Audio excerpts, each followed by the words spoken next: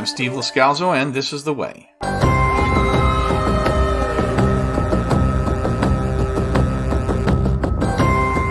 Welcome to the October 2023 This is The Way podcast Star Wars news update. The Ahsoka series' first season wrapped up earlier this month, and This is The Way podcast still does not have the final episode discussion posted. First, it was just a lack of desire because the show finished in a way that really did feel more like a setup for what's next than a story self-contained in a season. Then it was minor inconveniences that kept work on the podcast from moving at a good pace. And finally, a major surgery for my father completely derailed any chance I'd have time to finish the season before October finished. I'm pleased to say that as of the recording of this podcast, my father is recovering, undergoing physical rehab to recover from the surgical procedure, and my hope is by the next update, I'll have even better news on his status, and by that time finish up coverage of Star Wars shows for the year. I will do whatever you ask. Good. It's time to update you on Star Wars news since the last news update podcast. The Writers Guild strike is over. On October 9th, the WGA membership voted to accept the deal made with the Alliance of Motion Picture and Television Producers, with an overwhelming 99% of the members agreeing to get back to work and accept the deal. The stoppage went from May 2nd to officially September 27th, but it had to be accepted by the membership too. First, the WGA East and West had to agree, and then they had to send it out to the members and give them time to vote. This was a major factor in studios halting and even outright canceling planned shows and movies because writers got to write, and sometimes they have to rewrite too. This was the case for shows like The Acolyte and Skeleton Crew and Andor's second season. They paused all their work. Even if some work was able to continue, if you didn't have locked scripts, you needed the writers. Anytime they ran into script issues, it was either shoot a scripted or wait until the strike was over. Of course, there's one other issue when shooting television and movies, right? You need actors too. SAG-AFTRA, or Screen Actors Guild, American Federation of Television and Radio Artists, went on strike in solidarity with the WGA at first, but they are still on strike since July 14th. That was a couple months after the writers initially walked out. As of this recording, negotiations are ongoing, but a deal is not reached. Actors are not acting. They are not promoting their projects, and they are not commenting on finished projects. That means shooting can't resume. But throughout the process, computer graphics, scene work can continue. So once a deal does get announced and voted on by members, shooting schedules should start to pick back up quickly. Fight the Empire! We're already in Star Wars gamer news. Just this past April, a collection of games from the 90s and early 2000s became available for the first time on the Nintendo Switch online shop. StarWarsNews.net found a story that indicates those games will now have a physical release for the Switch as well. You'd think the price would go up, but since digital downloads have been available for a few months already, instead of charging more for the physical copies, it will be $20 less, and around $60 instead of around $80.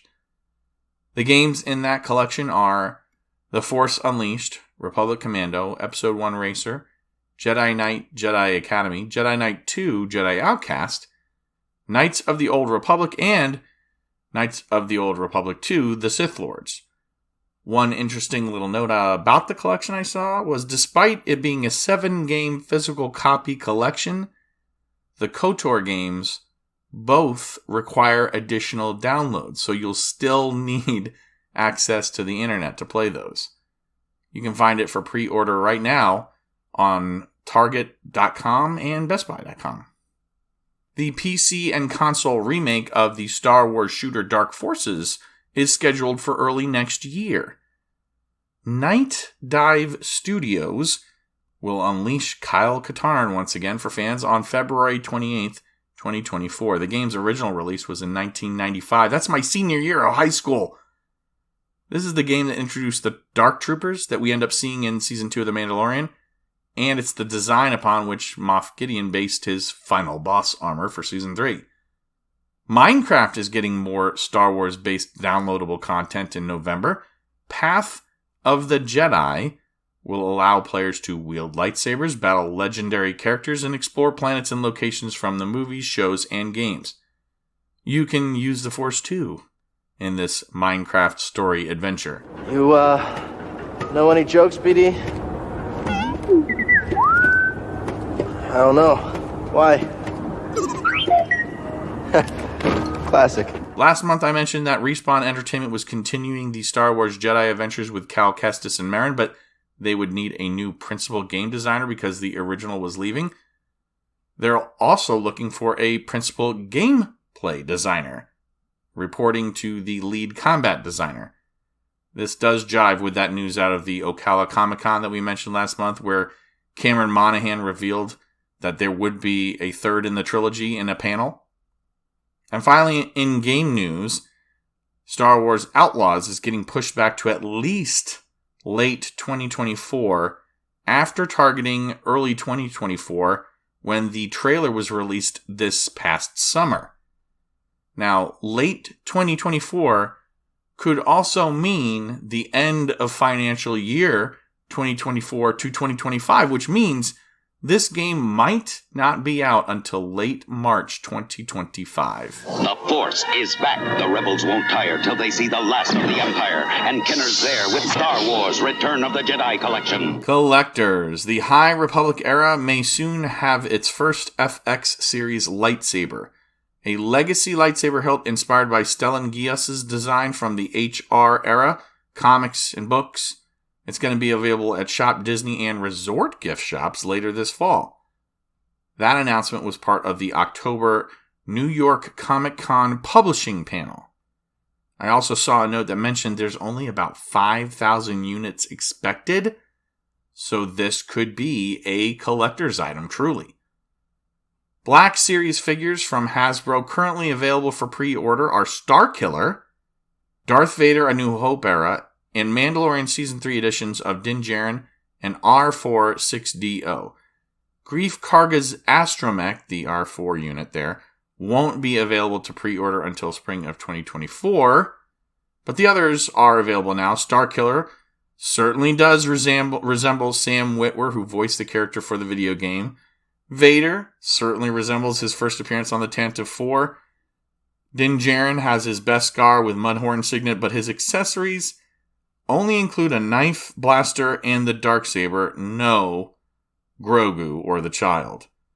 All 4 figures retail for about $25. And there was an announcement on the 28th of October at an exclusive event about 3 more figures. A Paz Vizsla with blaster as seen in The Mandalorian, and a 2-pack of Mace Windu and a 187th Legion clone trooper. Mace will come with his purple lightsaber accessory, and the trooper will have long and short rifles. And there are also vintage collection editions of Cassian Andor from Rogue One, not the Andor series, an Attack of the Clones era Count Dooku, Force Awakens Finn, and a Phase 1 clone trooper. Last but not least for collectors this month, Hot Toys is bringing another member of the Rebels crew to collectors and one of the antagonists. A 1:6 scale Grand Admiral Thrawn in the style of Lars Mikkelsen is coming. It was just announced on Facebook on Sunday, October 29th. He'll have his jackboots, white officer uniform, datapad, blaster, and there's like a desk-like platform with a plastic representation of the holo image of the Chimera docked with the Eye of Sion on top of the Tower of Kujet.